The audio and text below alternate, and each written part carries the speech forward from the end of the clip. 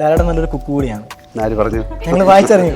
അത് ഏതായാലും അത് നേരിട്ടറിയാനുള്ള ഭാഗ്യം ഞങ്ങൾക്ക് ഉണ്ടായിട്ടില്ല. പക്ഷേ പുസ്തകങ്ങളിലൂടെയും മീഡിയകളിലൂടെയൊക്കെ നമ്മൾ അറിയുന്നുണ്ട് ലാലേട്ടൻ നന്നായിട്ട് കുക്ക് ചെയ്യുന്ന ആളാണെന്നുള്ളത്. പക്ഷെ ഞാൻ എൻ്റെ ഒരു ഇമ്പ്രവൈസേഷനിലാണ്. അത് രണ്ടാമത് ഉണ്ടാക്കാൻ പറഞ്ഞാൽ ചിലപ്പോൾ ഉണ്ടാക്കാൻ പറ്റില്ല. പക്ഷെ ആദ്യം ഉണ്ടാക്കുന്നത് നന്നായിരിക്കും.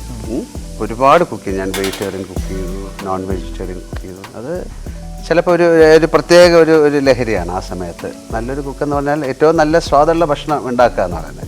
ഒരു പക്ഷേ അമ്മയുടെ അമ്മമ്മയുടെ അല്ലെ അവരുടെയൊക്കെ ഒരു സ്നേഹത്തിൻ്റെ ഓറയിൽ കിടന്നാണ് ഞങ്ങളൊക്കെ വളർന്നത് അല്ലേ. നാട്ടിൻ പുറത്ത് ആ സമയത്തോ അല്ലെങ്കിൽ ഓണ സമയത്തൊക്കെ നാട്ടിൽ പോകുന്നത്. അപ്പോൾ ഒരു കുക്ക് ചെയ്യുന്നതും കാര്യങ്ങളും ഒക്കെ ഉണ്ടാക്കുന്നതൊക്കെ കണ്ടിട്ടുണ്ട്.